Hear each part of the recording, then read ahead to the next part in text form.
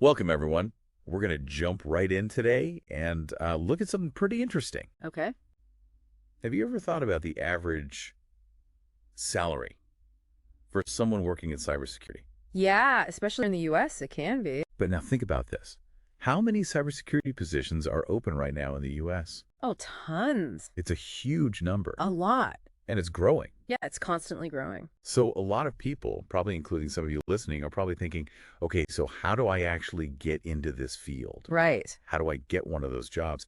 And that's exactly what we're going to talk about today. Absolutely. Our goal is to give you a clear picture of all the different paths that are available to you. So you're thinking about a move into cybersecurity. Yeah. What kind of training and education do you usually need to get started? So one pretty common path is a traditional Bachelor of Science degree, in things like computer science or IT, or even something related to those. And more, you see universities offering these specializations specifically in cybersecurity, which can give you a really focused academic background. If a certain job really needs someone with a deep understanding of something like cryptography or security research, that theoretical knowledge you get from a bachelor's degree can be super valuable. Yeah, 4 years of intense study Right. really sets you up. Sets you up, yeah.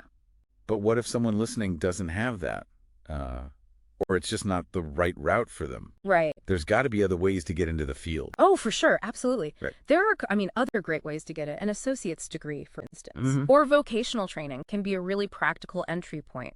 These programs, they tend to be shorter and usually less expensive. Right. And they often concentrate on teaching specific in-demand skills that you can use right away. Yeah, you're getting those hands-on skills. Exactly. And that can really help you get your foot in the door, in those more hands-on roles. So it sounds like a more direct, maybe a quicker route for some people to get into the field. For sure. Now, what about those shorter, intensive programs, the boot camps? Boot camps. Oh, yeah. We hear a lot about Oh, those. right. Yeah. Yeah, cybersecurity boot camps have gotten really popular. Yeah. And for good reason. It can be a really great option. They offer like really concentrated and intense training on specific security skills, all packed into a relatively short time frame. So if you're looking to switch careers quickly or gain some very specific technical skills really fast, a boot camp could be a perfect fit. But one thing to think about, you might not get as much foundational knowledge compared to, a longer program. You're trading off some breadth for that. Yeah, there's Really intense, narrow focus. exactly. Oh, no, it's not all about formal degrees or boot camps, though. Right. There's also professional certificates, right? Yes, yeah, absolutely. I see a lot about those. Certificates can be a fantastic way to really demonstrate to potential employers that you've got specific knowledge and skills. Yeah. And what's really cool is some of them are available online, and sometimes, get this, they're free. Wow. Like, okay, so we've got all these training options. Is it fair to say that the path you choose could influence what kinds of jobs you can get early on? Absolutely. I mean, that's a really crucial point. The level and type of training that you go for, it can definitely open different doors. Yeah. Like a bachelor's degree might be what they want for a role that needs a lot of theoretical understanding, like being a security researcher. Yeah. But on the other hand, a vocational program or a specific certificate might be perfect for a more hands-on technical position. They're all valid ways to get into cybersecurity, but understanding that they might lead to different starting points is really key. Okay. So let's say you've got your training figured out. Yeah. Now, how do you show potential employers what you can do? Right. That's where credentials and certifications come in. Absolutely. Yeah. Yeah, showing off your qualifications often comes down to professional certifications. Yeah. And those are widely recognized in the industry. Yeah. And they can really boost your credibility with employers. Now, one I hear about all the time is CISSP. The CISSP. That seems to be the big one. Yeah. It's the benchmark for cybersecurity certifications. Yeah. The CISSP, which stands for Certified Information Systems Security Professional, is often considered like the gold standard. Yeah. Employers really want people who have that, and it's definitely a significant credential to go for if you're interested in leadership roles. And the reason it's so valuable is because it covers such a broad range of knowledge across lots of different security domains. But it's important to know it's generally not something you can get right at the beginning of your career. Yeah, I remember the requirements are pretty strict Oh, they are. just to be eligible for the exam. Yeah, to become a CISSP, you typically need at least 5 years of professional experience in the field, Wow. which basically means you've been putting those security principles into practice for a while. Right. You also have to pass a tough exam, although I've got to say they've made it a little less scary recently. Okay. They reduced it from 250 questions down to between 100 and 150. Oh, wow. So that's a little better.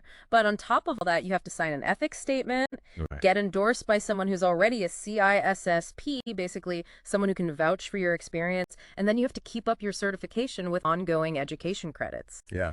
So while it's a really valuable thing to have, it's more of a long-term goal Yeah. for those just starting out. Okay. So CISSP, that's like the top of the mountain. Right. What's a good certification for someone just looking to get started? Well, a very popular entry-level certification is Security Plus. Okay. It only needs you to have around 2 years of experience. Much more reasonable. Much more doable, right? Yeah. And the exam is 90 questions covering those foundational security concepts, Okay. like network security and basic cryptography. Okay. It's a widely recognized certification, and you'll see lots of people have it. And a lot of job postings actually look for people with that specific qualification. Yeah. Because it shows that you've got a solid understanding Makes sense. of those key security areas. Yeah.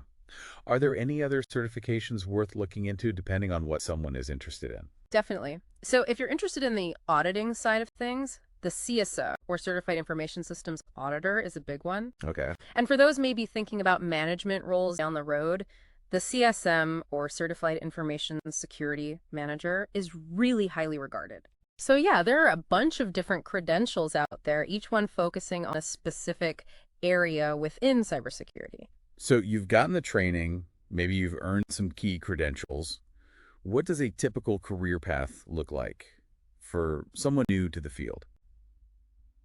It's not always a straight climb, right? Not always. I mean, you're not always just going to move straight up.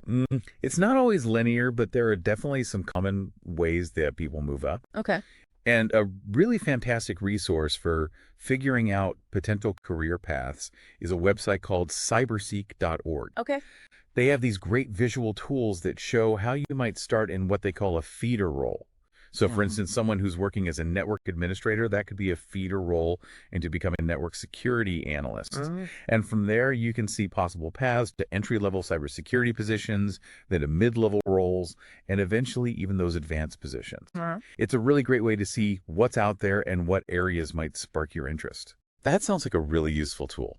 So for those of you listening who are thinking, okay, I want to do this, where do I start? Right. Where can you actually find more information, take action? Well, like I said, cyberseek.org is super valuable for exploring career paths and figuring out the whole certification landscape. Another great is that certificate program from IBM that's offered through Coursera. Right. It gives you a solid introduction to cybersecurity, specifically focusing on the analyst role. So if you're interested in maybe working at a specific company like IBM, where should you look? So for anyone specifically interested in IBM, the best place to check is their careers website. Okay. It's ibm.com/jobs. Easy enough. They're always posting their cybersecurity openings there. Okay. But remember, IBM is just one example. Yeah. There are tons of organizations out there that need cybersecurity professionals. Right. So it's worth looking at a bunch of different companies and job boards to see what's a good fit for you. So as you can see, there's a ton of demand and potential in cybersecurity. And there's not just one way to get started. There are all kinds of paths, from those traditional university degrees to focused boot camps and valuable certifications. We've highlighted some key areas to consider, like training, credentials, career paths, and resources like CyberSit. This should be a good starting point for you to explore your options. It really makes you think, with all this opportunity, what kind of impact could you make in this ever-changing world of cybersecurity? It's an exciting time to be in the field, that's for sure. Absolutely. All right, that's it for today. Thanks for listening, everyone. Thanks for joining us. We'll see you next time.